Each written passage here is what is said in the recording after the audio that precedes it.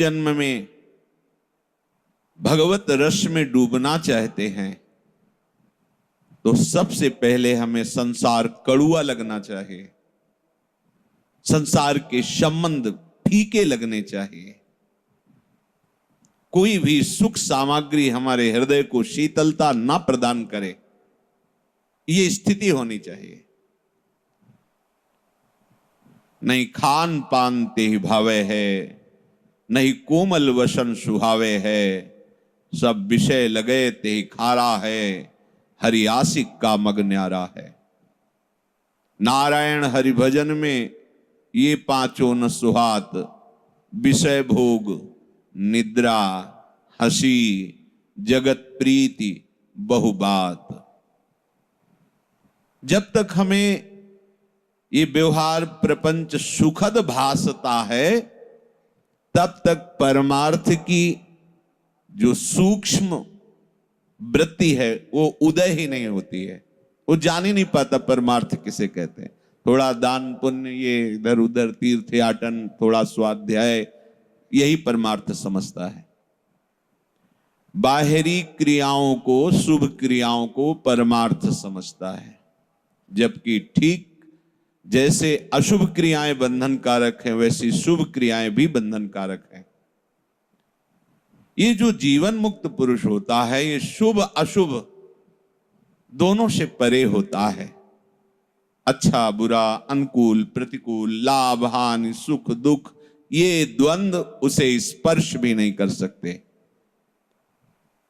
अभी अगर आकर्षण है और हम प्रभु के मार्ग में चल रहे हैं तो साधक हैं।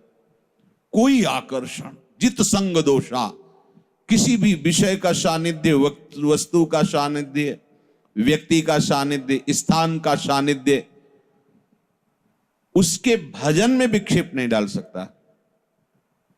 कहीं भी कैसी भी परिस्थिति, स्थान, व्यक्ति, वस्तु का संयोग है पर वो अंतर से अपने प्रभु में डूबा हुआ है, इसलिए बाहरी इनका कोई भी प्रभाव उसके हृदय में नहीं पड़ता। जब किसी भी प्रपंच वृत्ति का प्रभाव हृदय में ना पड़े तो वो अध्यात्म नित्या होता है, वो अपने स्वरूप में स्थित होता है, उसकी बुद्धि निश्चल मानी जाती है। साधक ऐसा करे पर वो पूर्णता नहीं है। क्या? जितने भी विषय निषेध किए गए हैं उनको स्वरूप में स्थित होता है, उसकी बुद्धि निश्चल मानी जाती है। साधक ऐसा करे पर वो पूर्णता नहीं है। क्या? जितने भी विषय निषेध किए गए हैं उनको रूप से त्याग दे,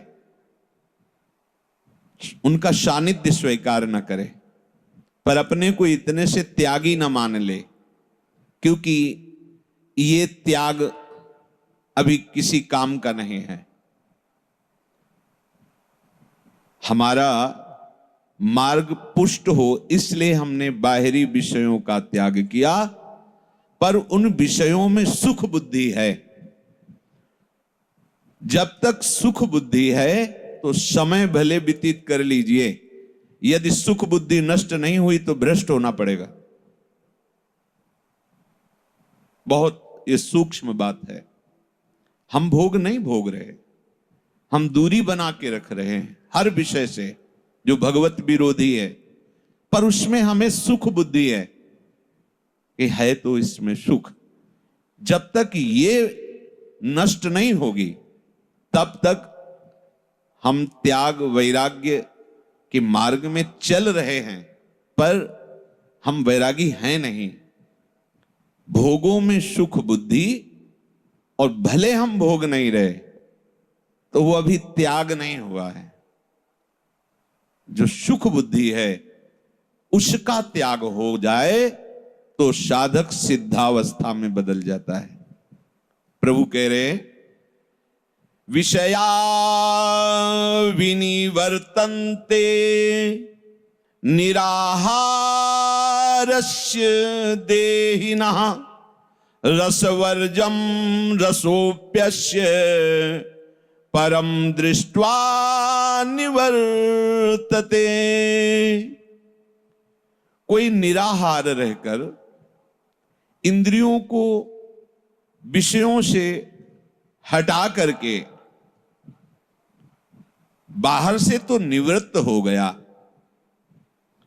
पर उसमें जो सुख बुद्धि है, रस वृत्ति है, वो निवृत्त नहीं हुई। ये साधक में होती है।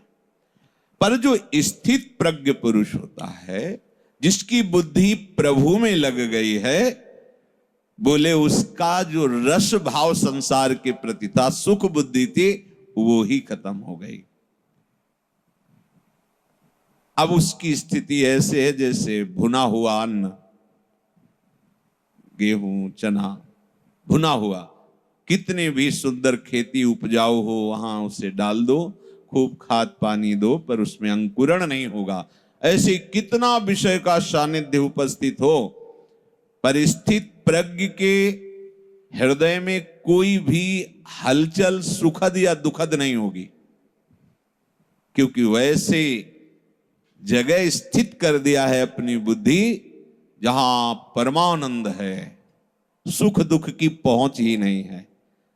जब हमारी बुद्धि देह में स्थित होती है, तब भोगों के प्रति आकर्षण, सुख दुख, लाभ हानि, मान अपमान, निंदा स्तुति आदि, ये द्वंद्व हमें क्लेश देते हैं। पर वो स्थित प्रज्ञ, जिसकी बुद्धि प्रभु में स्थित है, उसकी संसार के प्रति, भोगों के प्रति सुख बुद्धि ही खत्म हो जाती है। बड़ी ऊंचाई तक ये सुख बुद्धि रहती है। कोई ऐसा ना समझे कि साल दो साल हम भोगों से अलग हैं तो हम त्यागी हैं, हम बैरागी हैं। जब तक शरीर में प्राण हैं, तब तक सिद्ध पुरुष भी शास्त्र मर्यादा की रक्षा करता रहता है, क्योंकि ये भगवान की ऐसी भूल भुलैया माया है, कभी भी कहीं भी जिनकी हर समय समाधि अवस्था रहती है, उनको भी विचलित कर दिया। ना जानो छिनंत कवन बुद्धि घटई प्रकाशित, छुट चेतन जो अचेत तेऊ मुनि भय विश्वासित। उनके भी हृदय पर विषय ने अपना प्रभाव डाल दिया, पर भगवत चरणारविंद के प्रेमी के हृदय में डाल दे, ऐसा किसी विषय में सामर्थ्य नहीं। श्रीपाद प्रबोधानंद जी महाराज वृंदावन रस महिमा में कहते हैं, भगवान की मोहिनी अवतार में भी सामर्थ्य नहीं है कि राधा चरणारविंद की आसक्ति वाले चित्त में अपना प्रभाव डाल दे। जो गोरे चरणारविंद की आसक्ति से युक्त हो गए हैं, उनके हृदय में भगवान के मोहिनी अवतार की भी सामर्थ्य नहीं, जो महादेव जी को भी विचलित कर दिया। जिस मोहिनी रूप ने महादेव जी को भी विचलित कर दिया, वो मोहिनी रूप राधा दासी भाव वाले हृदय में किंचन मात्र भी प्रभाव नहीं डाल सकता। भगवान का और माया की तो बात जाने दो। क्योंकि ये जो संसार के प्रति सुख बुद्धि है, ये अहंकार में रहती है, देहाभिमान में। जो इस पांच भौतिक शरीर को मैं मान रहा है और इसी में ममता किए हुए है, अब चाहे जितना ज्ञान बघारे, चाहे जितनी वैराग्य की बातें करे, पर उसका चित्त, उसका मन, उसके हृदय की स्थिति विषयों में सुख है, इसी में रहेगी। और जब ये अहंकार, ये अहम प्रियालाल के चरणों में समर्पित हो जाता है, तब ऐसी पावन स्थिति स्वाभाविक प्रकट होती है, जो किसी साधन से नहीं होती। उसे अच्छा ही नहीं लगता है, उसको ये अकल लगानी नहीं पड़ती, ये बुद्धि नहीं लगानी पड़ती कि ब्रह्म सत्यम जगन मिथ्या, ये उसको कुछ अच्छा नहीं लगता। बस एक हृदय में अजीब सी पीड़ा हो रही है, हर समय स्वाभाविक अपने प्रीतम का स्मरण हो रहा है, न लोक की न परलोक की कोई परवाह नहीं है। अगर चाह है तो प्रियालाल की चर्चा सुनने के लिए, प्रियालाल की रूप माधुरी सुनने के लिए। कामना है तो प्रियालाल की सेवा के लिए। अगर पाना है तो प्रतिपल कृपा कटाक्ष। बस चाहना, कामना, पाना, ये सब उनके चरणों में लग जाता है। जब तक हमारी बुद्धि विषयों में सुखमयी है, तब तक हमें भगवान नाम का भी सुख नहीं मिलेगा। जप के देख लीजिए, थोड़ा बारा जपेंगे, सुख बुद्धि विषयों में है तो स्वाद नहीं मिलेगा। नहीं, इतना स्वादिष्ट नाम है कि आप छोड़ना चाहें तो नहीं छोड़ पाएंगे। छोटे छोटे विषयों का स्वाद रसेंद्री लेती है तो उसकी याद आती रहती है और लगता है वो विषय सदैव हम समीप रखें, जबकि उसमें सुखाभास है। और नाम राधा नाम सुधा रसम, जब ये रस आएगा तो संसार की सुख में जो पगी हुई बुद्धि है कि संसार में रस है, ये नष्ट हो जाएगा। श्री ध्रुवदास जी इसी श्लोक की मानो व्याख्या कर रहे हों। कह रहे रस बल छूटे न जो विषय, सुख नहीं पावे कोई। तन छाड़े मन गही रहे, दूनों दुख तहां होई।